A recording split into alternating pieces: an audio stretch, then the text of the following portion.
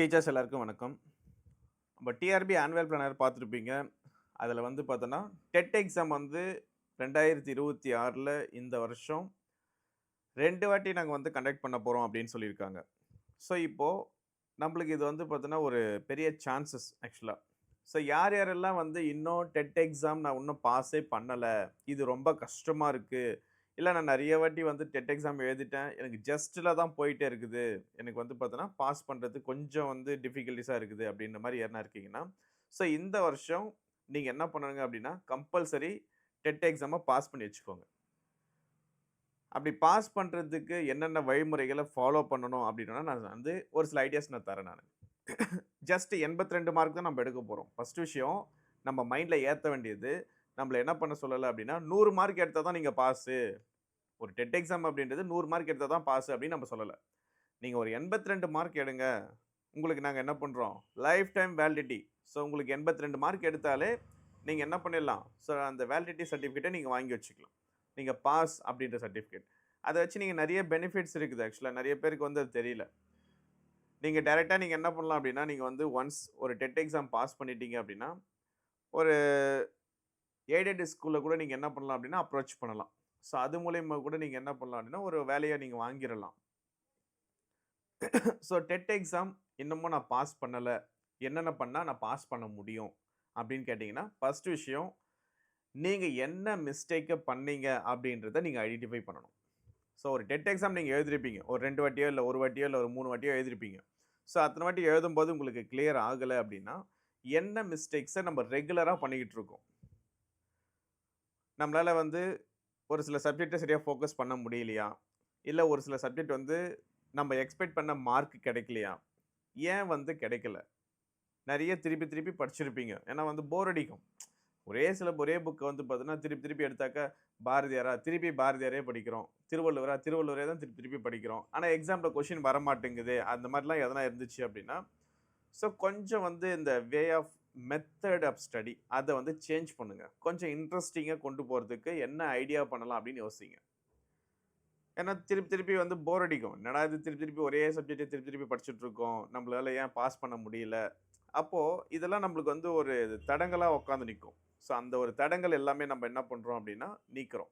So அதுக்கு என்னென்ன பண்ணணும் அப்டின்னா, என்னென்ன சப்ஜெக்ட்ல நீங்க என்னென்ன மார்க் எடுத்தீங்கன்னு பாருங்க ஃபர்ஸ்ட். இப்போ ஒரு டெட் எக்ஸாம் எழுதியிருப்பீங்க. அந்த டெட் எக்ஸாம்ல சைக்காலஜில எவ்வளோ மார்க் எடுத்தீங்க? தமிழ்ல எவ்வளோ எடுத்தீங்க? இங்கிலீஷ்ல எவ்வளோ எடுத்தீங்க? உங்க மேஜர்ல எவ்வளோ மார்க் எடுத்தீங்க? அப்ப எதுல வந்து நம்மளுக்கு வந்து ஓரளவுக்கு நம்ம எக்ஸ்பெக்ட் பண்ண மார்க் வந்துருது? எதுல வரல? அப்போ வரல அப்டின்னா, அத நம்ம வந்து எப்படி ஃபோக்கஸ் பண்ணலாம்? என்ன சப்ஜெக்ட்ல நம்ம வந்து வீக்கா இருக்கோம்? என்ன சப்ஜெக்ட்ல நம்ம வந்து பார்த்தீங்கன்னா, ஸ்ட்ராங்கா இருக்கோம்? ஸோ அத வந்து ஐடென்டிஃபை பண்ணணும் ஃபர்ஸ்ட் விஷயம். அடுத்தது திருப்பி திருப்பி இந்த தமிழ் புக்கு, இங்கிலீஷ் புக்கு, இந்த மேத்ஸ் புக்கு, இல்ல சைக்காலஜி புக்கு, சோசியல் சயன்ஸ் இது மாரி இருக்கும். ஸோ இந்த புக்குங்கள திருப்பி திருப்பி படிக்கிறதுக்கு போர் அடிச்சுது அப்டின்னா, பிராக்டிஸ் மெத்தட்ல கொண்டு போயிடுங்க full and full. Full and ஃபுல்லா நீங்க என்ன பண்ணுங்க அப்டின்னா, ஒன் வேர்ட் டைப்ல ஒரு ஒரு மல்டிபிள் சாய்ஸ் கொஸ்டின் பேட்டர்ன்லயே நீங்க என்ன பண்ணுங்க அப்டின்னா, கொண்டு போயிடுங்க. ஸோ இந்த டெட் எக்ஸாம நம்ம வந்து என்ன பண்ணுவோம் அப்டின்னா, இத ஒரு ஒரு ஒரு நியூ வே ஆஃப் மெத்தட்ல கொண்டு போயிடலாம். ஏன்னா தியரிட்டிக்கல் வேண்டாம். ஏன்னா தியரிட்டிக்கல் இதுக்கு மேல வந்து போர் அடிக்கும். நெறைய வாட்டி வந்து பார்த்தீங்கன்னா, நெறைய படிச்சிருப்பீங்க. நெறைய கிராமர் படிச்சிருக்கலாம். நெறைய வந்து பார்த்தீங்கன்னா, சோசியல் சயன்ஸோ அதில வந்து பார்த்தீங்கன்னா, லெசன்ஸ் படிச்சிருப்பீங்க. மேத்ஸ்ல நெறைய வந்து பார்த்தீங்கன்னா, தியரிட்டிக்கலா படிச்சிருப்பீங்க. ஸோ இப்போ எக்ஸாம் பாயிண்ட் ஆஃப் வியூல நோட்டிஃபிகேஷன் வந்ததுக்கு அப்புறம் வந்து எக்ஸாம் பாயிண்ட் ஆஃப் வியூல போவோம். ஸோ நம்ம என்ன பண்ணுவோம் அப்டின்னா, பிஃபோராவே எக்ஸாம் பாயிண்ட் ஆஃப் வியூலயே கொண்டு போயிடலாம். நான் இன்னும் ஒரு வாட்டி கூட படிக்கவே இல்ல. நான் டெட் எக்ஸாமே இப்ப தான் புதுசா அட்டெண்ட் பண்ண போறேன் அப்டின்னா, நீங்க ஃபர்ஸ்ட்டு தியரிட்டிக்கல முடிச்சுட்டு தான் நீங்க வந்து பிராக்டிஸ் வரணுமே தவிர, நான் ஆல்ரெடி ஓரளவுக்கு கிளாரிட்டியா இருக்கேன். நான் ஓரளவுக்கு படிச்சிருக்கேன். ஸோ கரெக்ட்டா என்ன வந்து பார்த்தீங்கன்னா, ஒரு கைட் பண்ணி கொண்டு போனா, நான் ஈஸியா பாஸ் பண்ணிடுவேன் அப்டின்னா, அவங்களுக்கு பிராக்டிஸ் மெத்தட். நான் இன்னும் சரியாவே நான் படிக்கவே ஆரம்பிக்கல அப்டின்னா, நீங்க ஓரளவுக்கு ஸ்டடீஸ் பண்ணிட்டு பிராக்டிஸ் மெத்தடுக்கு வந்துருங்க. இது வந்து 2. ஸோ ஃபர்ஸ்ட் வந்து பார்த்தீங்கன்னா, நம்ம என்ன மிஸ்டேக்ஸ்ன்றத ஐடென்டிஃபை பண்ண போறோம். அடுத்தது வந்து பார்த்தீங்கன்னா, நல்லா படிச்சிருந்தா பிராக்டிஸ் மெத்தடு, சரியா படிக்கல அப்டின்னா, தியரி பிளஸ் பிராக்டிஸ் மெத்தட் இத வந்து கொண்டு போறோம். அடுத்தது 2 டெட் சொல்லியிருக்காங்க ஆக்சுவலா. அப்போ 2 டெட் எக்ஸாம் இந்த வருஷம் வரப்போகுதுன்னு சொல்லியிருக்காங்க. அட்லீஸ்ட் ஒரு டெட்டாச்சும் கம்பல்சரி கண்டக்ட் பண்ணிடுவாங்க. ஏன்னா நம்ம வந்து நெறைய பேருக்கு ஒரு ஒரு ஐடியா இருக்கும். ஒரு டெட்ல விட்டா இன்னொரு டெட்ல பாஸ் பண்ணிடலாம். சப்போஸ் வைக்கலன்னா? ஆனா ஒரு டெட் கம்பல்சரி இருக்கும். ஏன்னா 2 வாட்டி வைக்க போறேன்னு சொன்னாலே வந்து பார்த்தீங்கன்னா, ஒரு டெட்டாச்சும் கம்பல்சரி வச்சுருவாங்க. ஸோ ஒரு டெட்ல நம்ம பாஸ் பண்ணணும் அப்படின்ற ஒரு மைண்ட் செட் மட்டும் கொண்டு வந்துருங்க. ஒரு டெட்ட நீங்க பாஸ் பண்ணிட்டீங்க அப்படின்னா, அடுத்தடுத்து வரப்போற வருஷத்துல வரப்போற நியமன தேர்வுக்கு நீங்க எலிஜிபிள் ஆயிடலாம். ஃபார் எக்ஸாம்பிள் இப்ப லாஸ்ட் இயர் நடந்தது. ஒரு நியமன தேர்வு நடந்தது. நெறைய பேர் வந்து ஃபீல் பண்ணியிருப்பீங்க. ஸோ நம்ம ஒரு 10த் எக்ஸாம் கிளியர் பண்ணாததால, அந்த எக்ஸாம நம்மளால எழுத முடியலையே! ஸோ உங்களுக்கு ஒரு தாட் இருந்திருக்கும். இவ்ளோ வேக்கன்சி இருந்துச்சு. நம்மளால வந்து பார்த்தீங்கன்னா, அந்த ஒரு 10த் எக்ஸாம் நம்மளுக்கு வந்து ஒரு ஒரு ஒரு ஒரு தடங்கலா வந்து நிக்குது அப்டின்ட்டு. ஸோ அந்த தடங்கல இந்த வருஷம் நீங்க என்ன பண்ணுங்க அப்டின்னா, எடுத்துருங்க. இதுக்கு மேல வரப்போற எப்பனா வரட்டும். நியமன தேர்வு எப்போ வேணா வரட்டும். ஆனா நான் எலிஜிபிளா இருக்கணும் ஃபர்ஸ்ட்டு. டெட் எக்ஸாம் கிளியர் பண்ணா மட்டும் தான் அதுக்கு எலிஜிபிள் ஆக முடியும். ஸோ இந்த வருஷமே ஏன் பாஸ் பண்ணுங்க சொல்றேன் அப்டின்னா, அதுக்கு ஒரு ரீசன் இருக்கு. நெக்ஸ்ட் இயர் உங்களுக்கு வந்து என்ன ஆகும் அப்டின்னா, புக்க வந்து சேஞ்ச் பண்ணிடுவாங்க. ஸோ ஸ்கூல் புக் வந்து பார்த்தீங்கன்னா, 2027, 28ல புக் வந்து கம்ப்ளீட்டா ஓரளவுக்கு சேஞ்ச் பண்ண போறாங்க. ஸோ அந்த வருஷத்துல வரப்போற டெட் எக்ஸாம் நீங்க அப்பியர் ஆகுறீங்க அப்டின்னா, புதுசா இருக்கிற புக்ஸையும் படிக்கணும், பழைய புக்கையும் படிக்கணும் சேர்த்து. அட்டாச்டா படிக்கணும். என்னென்ன புக்ஸ் எல்லாம் அவங்க வந்து ரிலீஸ் பண்றாங்களோ, அந்த புக்கையும் அடிஷ்னலா படிக்கணும். நம்ம வந்து யோசிக்கலாம், புது புக் வந்துச்சுன்னா புது புக்ல படிக்கலாம் அப்டின்ட்டு. அப்டி வராது. பழைய புக்கும் படிக்க வேண்டியது இருக்கும். புது புக்கும் சேர்த்து படிக்க வேண்டியது இருக்கும். ஏன்னா இதுலருந்தும் கொஸ்டின்ஸ் எடுப்பாங்க, அதுலருந்தும் கொஸ்டின்ஸ் எடுப்பாங்க. ஸோ இது பெஸ்ட் வே. இந்த வருஷமே நீங்க பாஸ் பண்ணிட்டீங்கன்னா, பிரச்சனை முடிஞ்சுச்சு. ஆனா நீங்க அடுத்த வருஷத்துக்கு நீங்க கொண்டு போயிட்டீங்க. இன்னமும் பழைய மெத்தடே நான் படிச்சுட்டு இருக்கிறேன். நான் அப்படியே படிச்சுட்டு இருக்கிறேன். எப்பயாச்சும் ஒரு வாட்டி பாஸ் பண்ணிடுவேன் அப்படின்னு இருக்க வேண்டாம். இந்த வருஷமே நான் பாஸ் பண்ணிடுவேன். வர டெட்ல 100% நான் கிளியர். சப்போஸ் இப்போ வரப்போற ரிசல்ட்ல யாருக்காச்சும் வந்து நெகட்டிவா வருது அப்படின்னாலும், ஸோ அந்த ஒரு மைண்ட் செட்லயே என்ன பண்ணுங்க அப்படின்னா, அடுத்த டெட்டுக்கு கிளியர் பண்ணிடுங்க.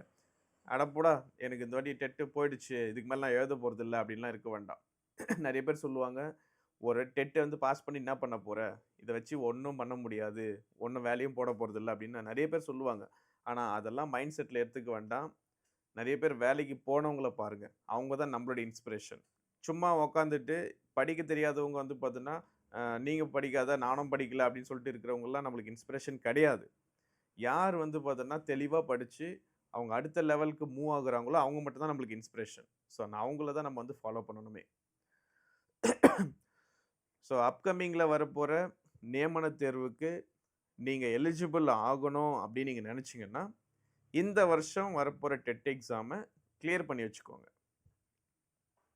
அப்போ வேற என்னென்ன விஷயம்லாம் பண்ணணும் அப்படின்னா, நம்மளுடைய ப்ராப்ளம் என்ன அப்படின்றத நம்ம ஐடென்டிஃபை பண்ணணும் அடுத்தது.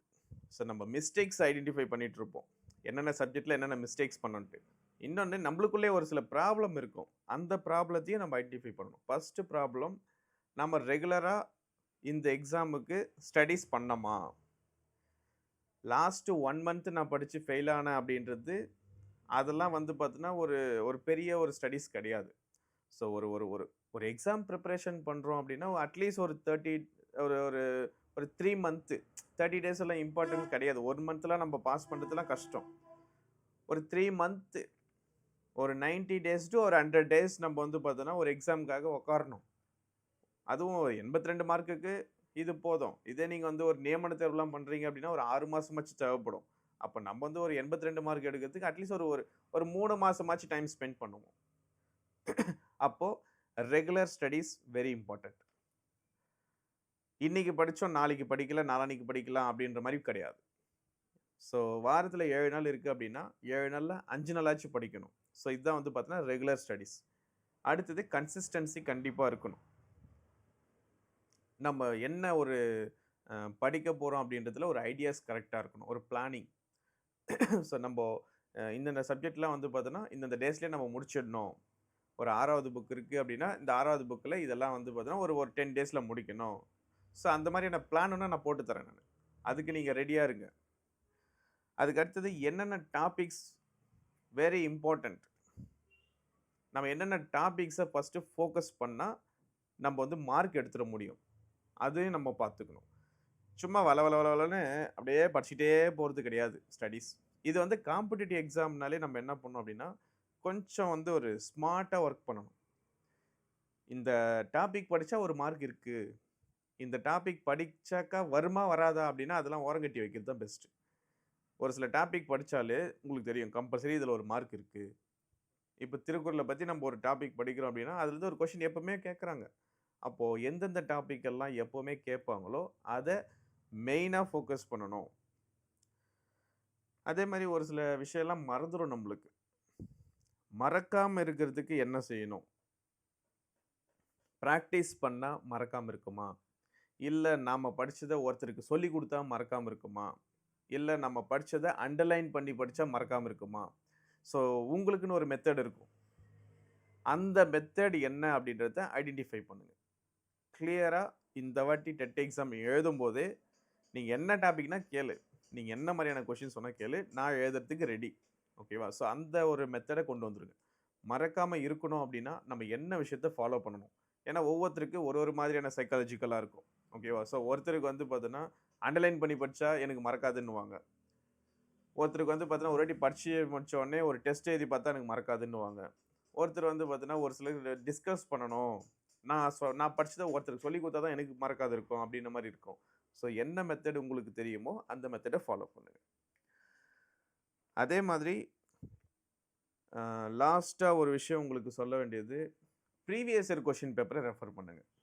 It is best way method to study. இதுக்கு முன்னாடி டெட் எக்ஸாம்ல என்னென்ன கொஸ்டின்ஸ் எல்லாம் கேட்டிருக்கிறாங்க. இப்போ தமிழ் சப்ஜெக்ட் நீங்க படிக்க போறீங்க அப்படின்னா, தமிழ் சப்ஜெக்ட் படிக்கிறதுக்கு முன்னாடி எப்படியெல்லாம் கொஸ்டின்ஸ் கேட்டிருக்கிறாங்க அப்படின்றத நம்ம ஃபர்ஸ்ட்டு வந்து ஒரு கிளாரிட்டி வந்துடணும். கிளாரிட்டி வந்துட்டீங்கன்னா, அதுக்கப்புறம் தாராளமா நீங்க இறங்கி படிக்க ஆரம்பிச்சிடலாம். அப்போ ப்ரீவியஸ் இயர் கொஸ்டின் பேப்பர் நீங்க எந்த அளவுக்கு நீங்க ரெஃபர் பண்றீங்களோ, அந்த அளவுக்கு உங்களுக்கு ஒரு பெரிய கைடன்ஸ் எதுவுமே இருக்காது. இப்ப நம்மலாம் சொல்றது கூட ஓகே. ஒரு விஷயம் வந்து பார்த்தீங்கன்னா, உங்கள வந்து நம்ம மோட்டிவேஷன் பண்ணிட்டு இருக்கிறோம்னு கூட இருக்கட்டும். ஆனா, எக்ஸாக்ட்டா நீங்க ஒரு 82 மார்க் நான் எடுத்துடணும், ஈஸியா எடுத்துடணும் அப்டின்னா, உங்க கையில இருக்க வேண்டிய ஃபர்ஸ்ட் விஷயம் previous year question paper. Previous year question பேப்பர வச்சு நீங்க என்ன பண்ணுங்க அப்டின்னா, பேசிக்கா வச்சு ஸ்டார்ட் பண்ண ஆரம்பிச்சுருங்க படிக்கிறதுக்கு. இப்ப தமிழ் சப்ஜெக்ட் தான் படிக்க போறீங்களா? தமிழோட ப்ரீவியஸ் கொஸ்டின் பேப்பர ரெகுலரா நீங்க வந்து வாசிக்கணும். என்னென்ன கொஸ்டின்ஸ் எல்லாம் கேட்டிருக்காங்க. நம்ம படிச்சுட்டே வரும்போது, நம்ம படிக்கிற கொஸ்டின்ஸ் எல்லாம் இதுக்கு முன்னாடி கேட்டிருக்கிறாங்களா? இல்ல அட்லீஸ்ட் நம்ம படிக்கிற டாபிக்ல இருந்தாச்சும் கொஸ்டின் கேட்டிருக்கிறாங்களா? இப்ப பாரதியார் பத்தி படிக்கிறீங்க. பாரதியார் பத்தி இதுக்கு முன்னாடி வந்து கொஸ்டின் கேட்டிருக்கிறாங்களா? அப்போ கேட்கல அப்டின்னா, அ இதுக்கு மேல கேட்கறதுக்கு இந்த டாபிக் வாய்ப்பு இருக்குதா? இல்ல இதுக்கு மேல கேட்கவே மாட்டாங்களா? அந்த விஷயம் எல்லாமே வந்து பார்த்தீங்கன்னா, உங்களுக்கு வந்து ஐடென்டிஃபை பண்ணணும். ஸோ எக்ஸாக்ட்டா பாருங்க, 82 மார்க் எடுக்கிறதுக்கு இந்த வருஷம் உங்களுக்கு சூப்பரான ஒரு சான்சஸ். நெக்ஸ்ட் இயர்‌க்கு டெட் எக்ஸாமுக்கு கொண்டு போவதீங்க. போனீங்கன்னா, கண்டிப்பா இன்னும் நெறைய ஸ்டடீஸ் பண்ண வேண்டியது இருக்கும். இப்பவாச்சு இப்ப இருக்கிறதே 6 டூ 10 வந்து பார்த்தீங்கன்னா, ஒரு பெரிய ஒரு பர்டன். அதுக்கப்புறம் புதுசா ஆட் ஆயிருக்கிற புக்கு, அது இன்னொரு பர்டனா உங்களுக்கு வந்து நிக்கக்கூடாது. ஓகேவா? ஸோ அதுக்கேத்த மாரி உங்கள வந்து ப்ரிப்பரேஷன் பண்ணிக்கோங்க. நாங்க என்ன ஹெல்ப் பண்ணணும்னு சொல்லுங்க. என்ன மாதிரியான அ ஐடியாஸ் நான் குடுக்கணும்? என்ன மாரியான விஷயங்கள உங்களுக்கு ஃபோக்கஸ் பண்ணி குடுத்தாக்கா, இந்த டெட் எக்ஸாம நான் கிளியர் பண்ணிடுவேன் அப்டின்னா, அந்த விஷயத்த மட்டும் எனக்கு கமெண்ட்ல குடுங்க. உங்களுக்கு அந்த அந்த ஒரு பர்ட்டிகுலர் விஷயத்த எங்க சைட்லேருந்து நான் உங்களுக்கு வந்து ஹெல்ப் பண்றேன். இந்த டெட் எக்ஸாம ஈஸியா கிளியர் பண்ணி முடிச்சுட்டு, அடுத்த எக்ஸாமுக்கு ரெடி ஆகலாம். Thank you.